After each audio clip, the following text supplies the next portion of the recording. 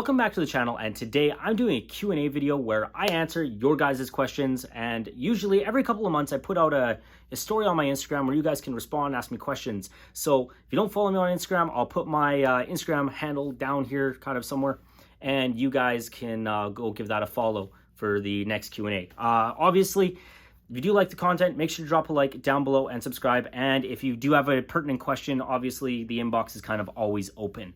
So now, with that out of the way, I want to keep this video under 10 minutes, so I will try and be as quick as possible. Any recommended Del Sol engine swaps? That's the first question we got today, and obviously on the wrist I'm wearing my Oris Aquas before I forget.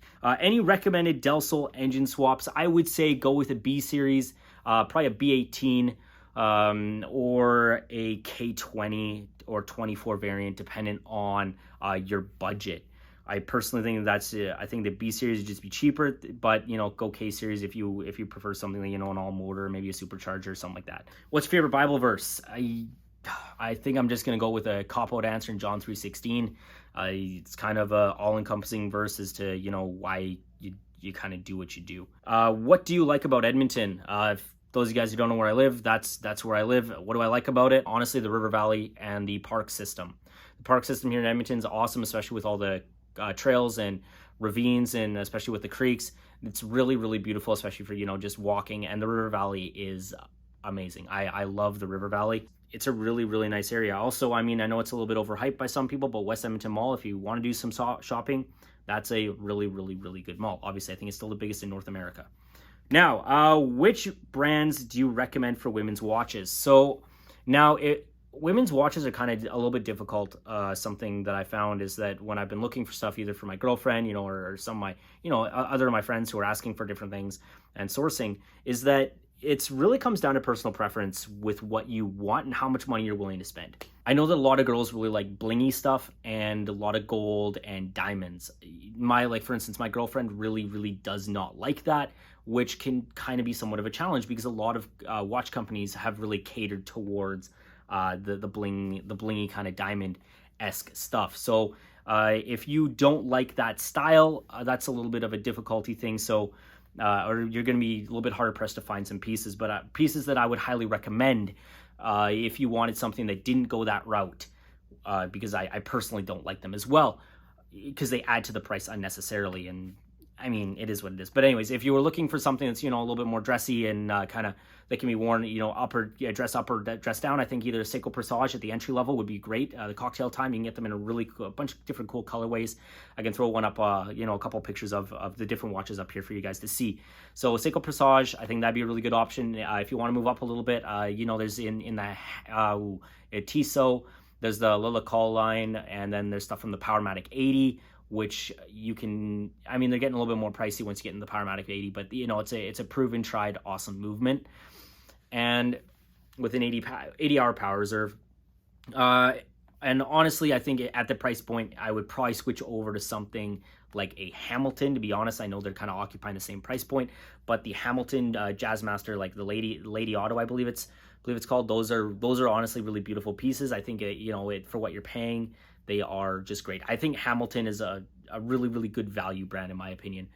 And if we're gonna move a little bit more upstream, I think I would highly recommend going with something like Rado, a brand like Rado. I really, really love Rado. I bought my girlfriend a Rado. I believe it's a Rado Couple Classic, and it suits a lot. You can dress it up or down, and it's just a very beautiful watch. And I can throw up a picture up there for you guys of it. And if you're looking for more of a diver-esque kind of piece, it'd be more of a mid-size. I know it's a 37mm Captain Cook. Those are really good watches. And then another brand kind of in the mid level or entry-level luxury, I would say, would be looking at a brand like Oris. And obviously, I love Oris as a company, but as I'm wearing a watch, but the 36.5mm Aquas divers are really great, and you can get them in a bunch of different dial variations and diamonds without, with diamonds without, and stuff like that. I think that's kind of where it is. If you want to start trending more into more money, I know everybody wants to go to Cartier. The tank style is iconic, but I like it's just too much of a cop-out answer for me. And if you're going like like weird two-tone Rolex Datejust and stuff like that, yeah, Rolex does. I think honestly Rolex does do a good job of catering to women, but They're too expensive kind of for what they are. And then also, I mean, Omega does make a lot of cool pieces, but I'm not going to really get into that too much. Anyways, let's move along to the next one. Favorite NBA team? Definitely the Raptors. Can't say the rest about the city, though. Toronto, I wouldn't say is the best city, but Raptors are my favorite team. Second favorite team, if you guys participated in the Instagram poll on that one, is the Celtics. Favorite food? Pho. Pho is life. Okay, all right. Next question. Favorite NBA player, and we got a favorite current NBA player and a favorite all-time. Current, definitely Kyrie. He's pretty cool. He's a great layup, package game, and amazing handles. Also, his shoe line, especially like the Kyrie 4s are one of my favorite shoes to ball in. Favorite current NBA player, or sorry, favorite of all time. I mean, honestly, people would be like, oh, Michael Jordan. He's the GOAT, but honestly, Vince Carter, he had a way to put everybody on highlight reels for his dunks. They were just insane. Okay, and I have 2 more questions for you guys, or actually 3 more, sorry, and we'll end it off there. So the one question I got is, what do I think of the new iteration of the Nissan Z car? I think that it's a long time coming, and it's definitely needed. The 370Z was a tired and old platform, and as much as I loved it was, I think that it was in need of a refresh. I think if we can throw in the what would be the Infiniti Q50 or Q60 kind of I guess what is Redline, Red Sport motor, the 400 horsepower turbo V6, throw that in under the hood. I think that's a recipe for success. Made it to a manual transmission, rear wheel drive, and I think you're going to be selling them like hotcakes, in my opinion. I think that, obviously, if you bring a manual transmission, you're going to get the buyers that probably the Supra audience wouldn't go for, or that they wouldn't. So that's my personal opinion. I mean, a lot of people detract from the looks. I kind of liked it. I think it's very, it very much looks, it's kind of a throwback to the older 240, 260, and 280Zs, which I really do like. I mean, the grill is a little questionable, but, it's no BMW grill. We got, what are a few of your favorite classic pieces, either original or in design? So this is about watches. So classic, we're going really, really old school. I'm going with a Gruen Curvex Precision. I almost bought one last year, but couldn't find an example that was really clean for a price that I wanted to pay. I personally think they're really, really cool. Parts can be a little bit harder to find for them, but yeah, cool. And then either a watch that I think that is really, really original in design and just awesome all around as a vintage piece would be a Paipan Constellation by Omega. I really, really want one. If I can get one for a decent price, I'm jumping on it right away. Now, car question, last one, and then we're going to end it off. So what is your favorite import cars of the 20th century and their historical significance and why you love them?